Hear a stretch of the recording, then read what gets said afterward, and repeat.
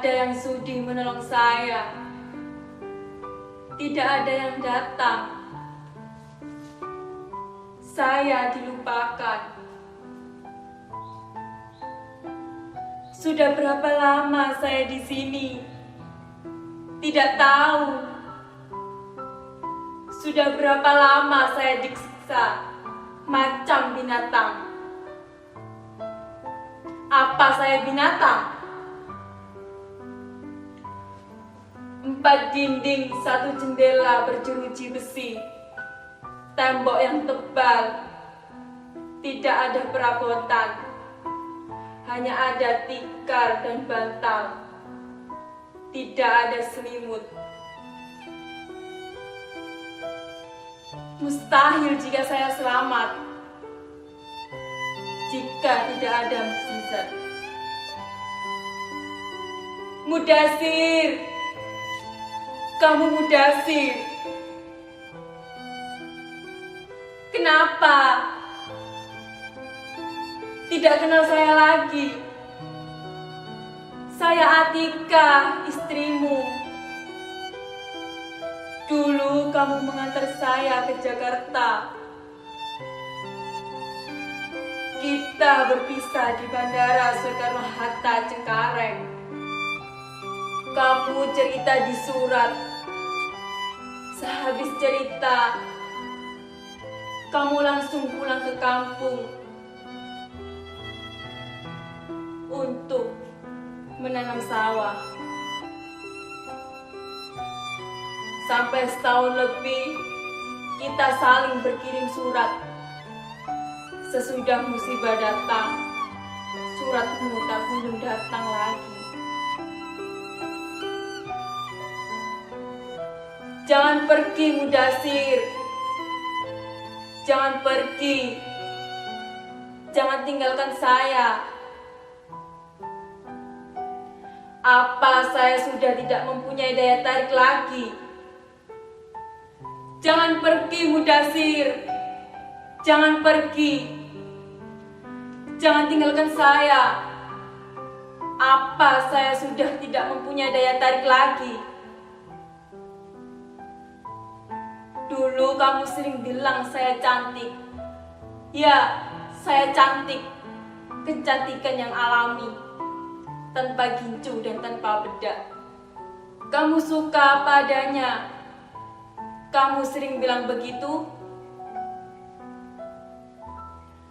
Saya tahu penyiksaan ini membuat wajah saya tidak secantik dulu lagi.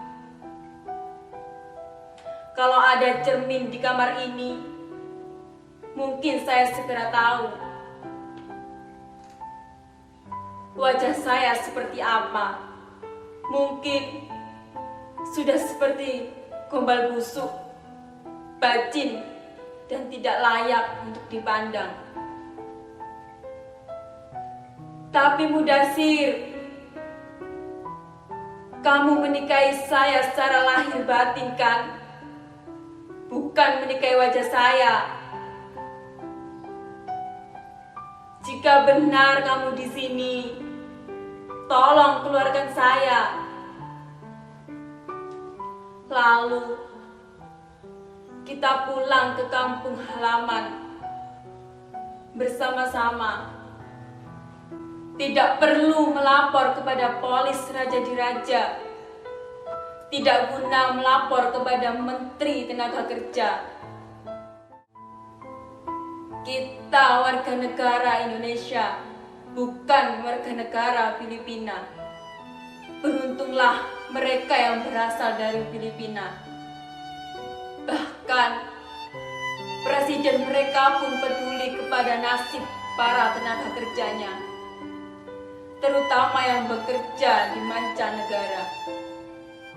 Kita, jika banyak uang, diperas sampai habis tulang sumsum. Mudasir, itu kenyataan. Kita binatang devisa negara. Sebutan pahlawan hanya slogan, bukan kenyataan. Cuma khayalan para birokrat yang baru menduduki kursi jabatan, agar mereka kelihatan bekerja di mata atasan dan disebut sebagai kesetiakawanan terhadap warga negara. Sudahlah Mudasir, bicara tentang kekacauan para TKW seperti saya ini membuat dada saya seketika sesak. Lebih sesaknya lagi karena kenyataan yang terang benderang tidak diakui sebagai kenyataan. Mengapa? Karena mereka malas menanganinya. Tidak sudi tangan kotor dan energi dihamburkan. Lagi pula perlu kemampuan para diplomasi agar para pejabat-pejabat kita dihargai oleh negara asing. Kenyataannya, para pejabat kita sering jadi bahan tertawaan mereka karena dianggap bodoh tapi sok pintar. Problem bahasa pun jadi hambatan. Mana bisa memenangkan perkara pembahasan dengan menggunakan bahasa Tarsan. Sebelum maju pun sudah kalah terlebih dulu. Akibatnya kita yang sering jadi korban dikorbankan. Mudasir, kemarilah. Mengapa tetap berdiri di sudut itu? Disitulah tempat saya membuang air besar dan kecil. Di ruang ini tidak ada kamar mandi dan WC. Ini adalah kamar biasa. Entah tadinya dipakai untuk kamar siapa. Mengapa saya tetap di ruang ini? Saya tidak bisa berkirim surat. Mana mungkin saya berkirim surat? Tidak ada kertas, pulpen, amplop, perangko. Di sini tidak ada apa-apa. Terang kalau siang karena matahari, dan malamnya gelap pekat karena tidak ada lampu. Saya tersiksa, Mudasir. Saya tersiksa. Kenapa tidak menolong? Lihat bekas luka-luka di sekujur tubuh badanku ini. Sebelum saya dijebloskan ke kamar ini, saya dipukuli oleh seluruh anggota keluarga majikan saya. Saya dipukuli pipi, dahi, dan seluruh anggota tubuh saya jadi bulan-bulanan mereka. Mereka memukuli saya dengan tangan, kepala, kaki, tongkat besi, dan setrikaan. Saya tidak berdaya. Seperti bola disepak ke sana kemari tanpa membelah diri. Saya berteriak, menangis. Apa salah saya? Jawabannya hanya geraman dan teriakan. Lalu pukulan bertubi-tubi. Apa salah saya? Kata-kata yang diteriakkan berulang kali.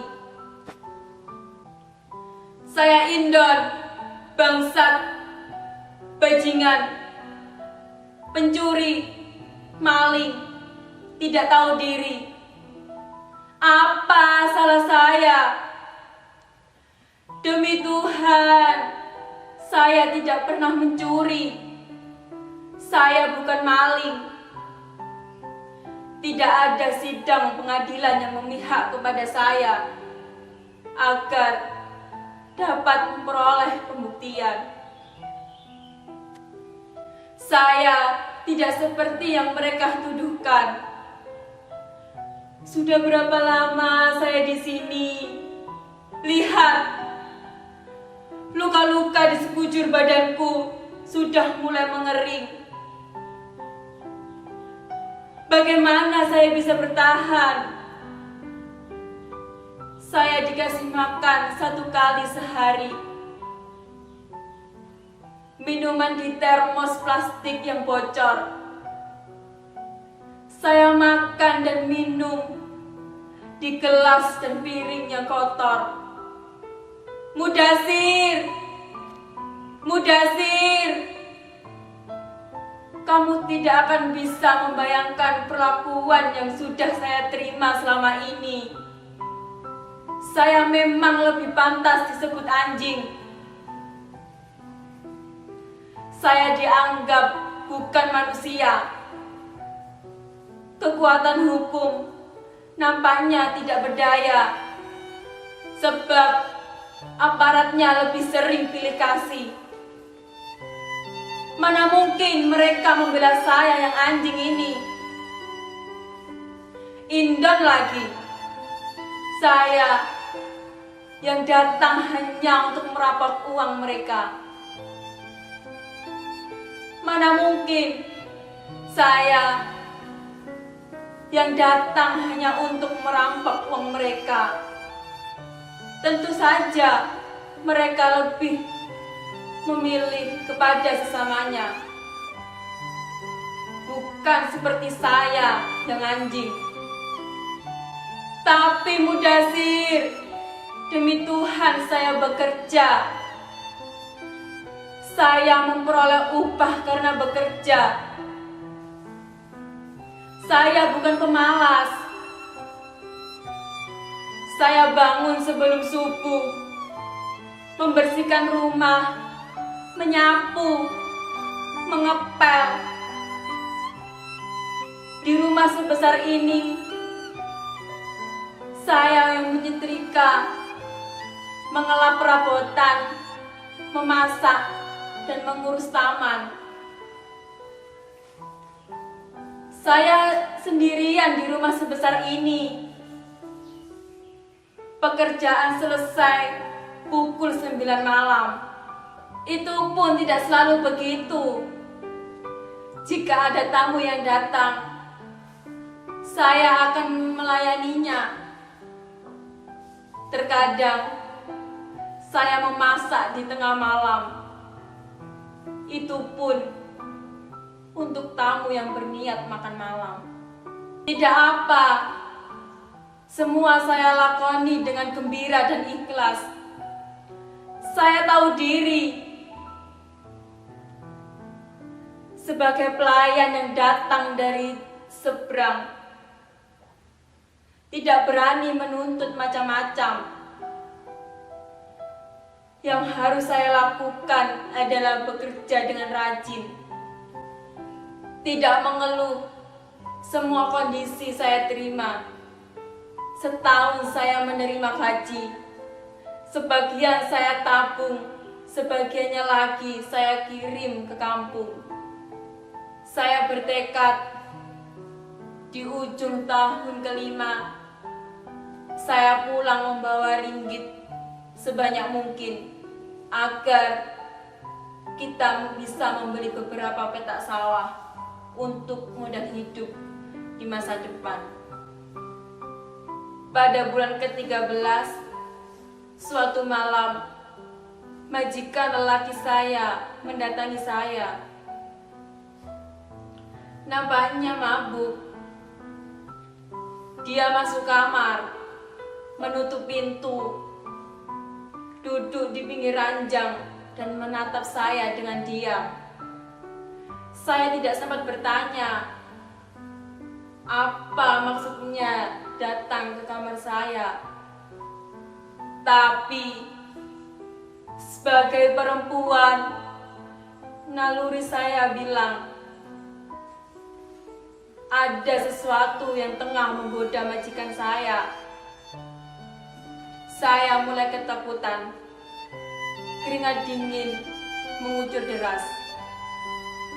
Kemudian dia berbaring dengan isyarat tangan, menyuruh saya berbaring di sampingnya. Saya menggelengkan kepala, tubuh gemetaran. Tapi untunglah hal itu tidak terjadi. Saya menghela nafas panjang dan menangis. Saya bersyukur kepada Tuhan karena malam itu tidak terjadi apa-apa kepada diri saya. Saya selamat dari perkosaan majikan saya. Lalu saya mengunci pintu dan menangis sampai subuh. Mudasir, saya baru sadar. Mungkin inilah salah satunya kesalahan saya. Menolak hajat majikan. Makanya saya ditendang, dipukuli, disiksa, macam begini. Di bulan ke-16, majikan lelaki saya mulai mengeluh kehilangan uang. Siapa lagi yang dituduhkan kalau bukan saya? Pelayan miskin, Indon lagi, setara anjing. Saya diam saja. Saya tidak mengakui kesalahan saya. Jelas, karena saya tidak maling. Jelas, saya tidak mencuri. Saya selalu sembahyang. Saya ingat kepada surga dan neraka.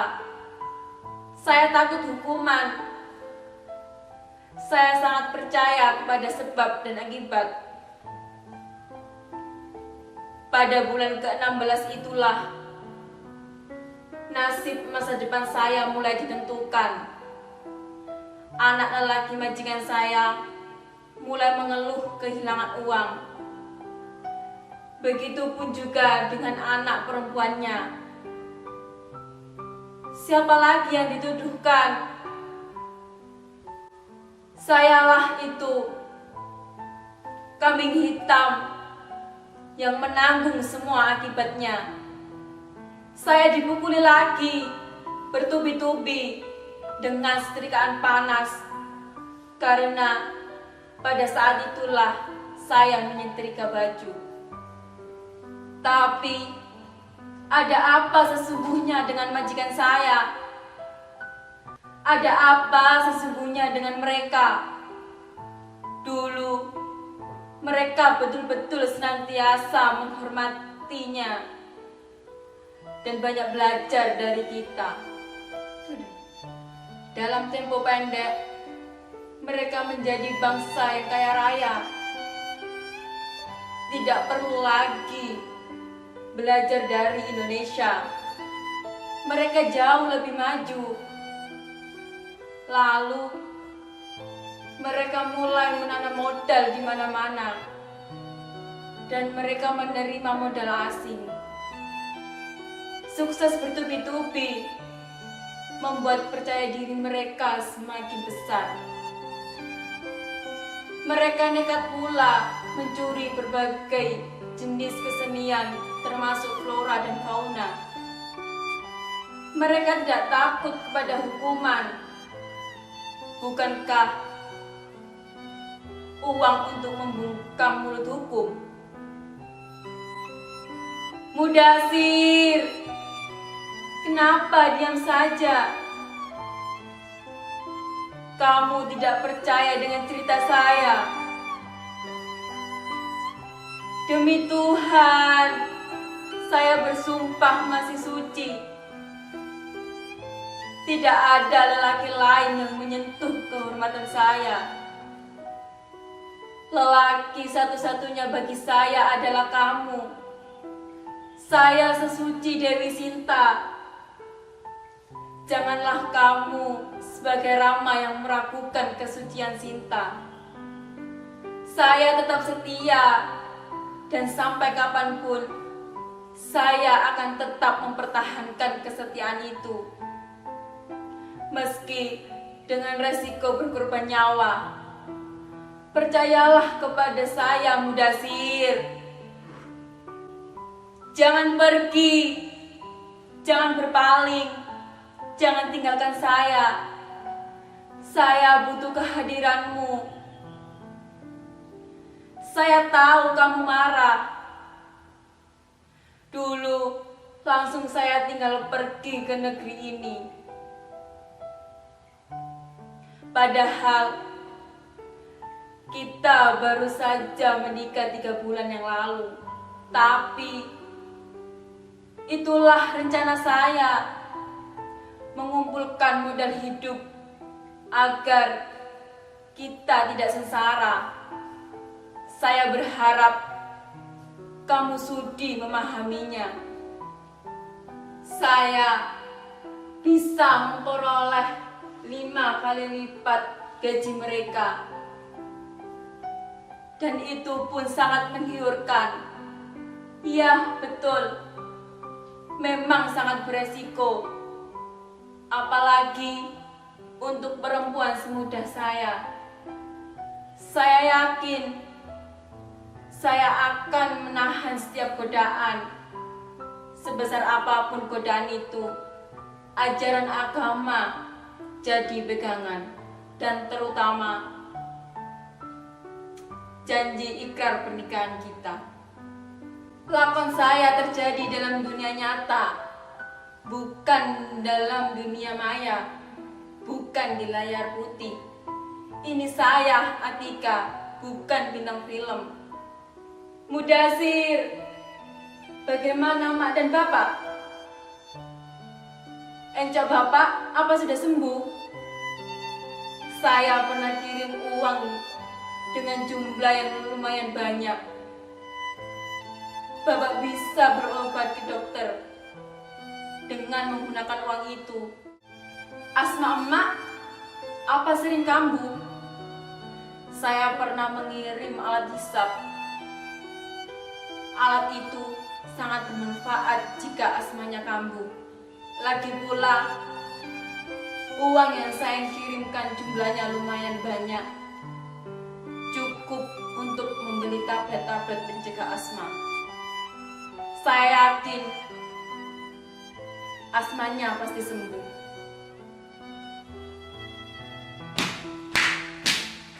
Mudasir, kamu dengar? Ada langkah orang menuju ke sini. Tunggu sebentar. Tolong, tolong, tolong saya. Saya di sini. Tolong, datanglah, datang, lekas. Saya di sini. Tolong, jangan pergi. Tidak ada yang sudi menolong saya. Tidak ada yang datang. Saya dilupakan. Mudasir, Mudasir, kamu di mana? Kamu juga pergi. Semua pergi. Saya ditinggal sendiri. Mana mungkin saya bisa bertahan? Saya sudah habis. Bahkan suami saya pun pergi meninggalkan saya tanpa adanya pesan. Saya rela mati. Kalau memang saya harus mati. Tapi saya harus menceritakan peristiwa yang saya alami ini, entah kepada siapa. Mungkin kepada siapa saja yang mendengar. Manusia dilahirkan dengan derajat yang sama. Tidak ada manusia yang berhak menyiksa manusia lain.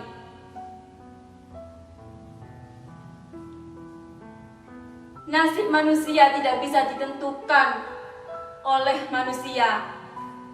Hanya Tuhan yang Maha Esa lah yang menentukan nasib manusia.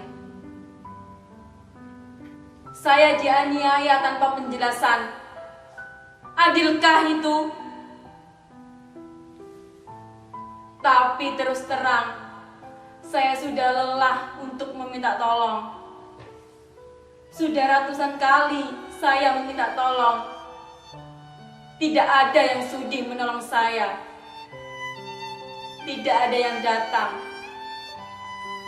Pembunuhan! Apa yang saya alami ini bukan pembunuhan tubuh, tapi pembunuhan mental, pembunuhan politik. Kita berkali-kali dilecehkan tanpa membela diri. Kita diabaikan, jadi bahan tertawaan. Kita sering dihapus dari peta dunia, tapi kita tidak pernah merasakannya. Tolong, jangan tolong saya. Tolonglah kita semua. Kita di pinggir jurang. Bangun, tolong, jangan